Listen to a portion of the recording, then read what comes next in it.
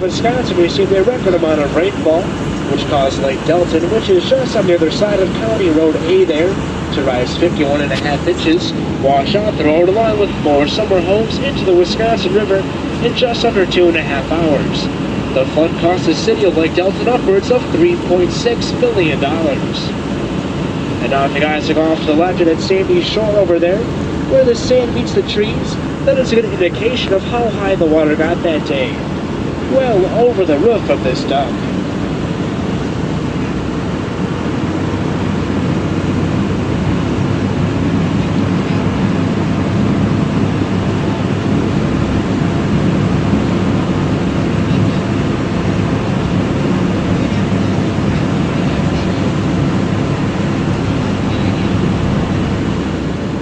Back in the 1850s, the Milwaukee Railroad Company came out here scouting land to build a railroad, and they decided this narrow point in the river would be the perfect place for it.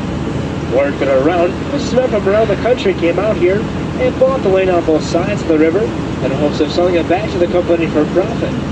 This led to the booming city of Newport, which sat on the right bank. Newport was the most prominent city in the state of Wisconsin, Newport's one resource, which was the river. Now, when the president of the Milwaukee Railroad Company, Byron Kilmore, came out here, he decided the land was far too expensive, so he moved upstream, built his railroad, and started his own city, Kilmore. This practically made the city of Newport a ghost town overnight, as all the residents moved to the new city. This was probably for the better, as many years later a wildfire swept through the lost city of Newport, destroying every single house except for one, Dawn Manor, which still stands today. We will be seeing Dawn Manor in about 5 or 10 minutes.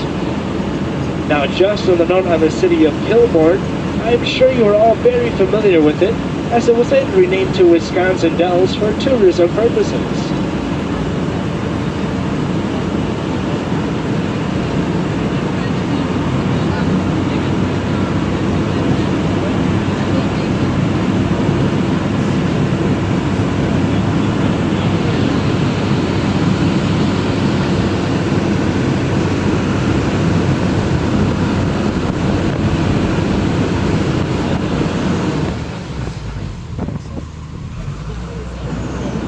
Alright guys, we're about to make our first amphibious landing via Dell Creek.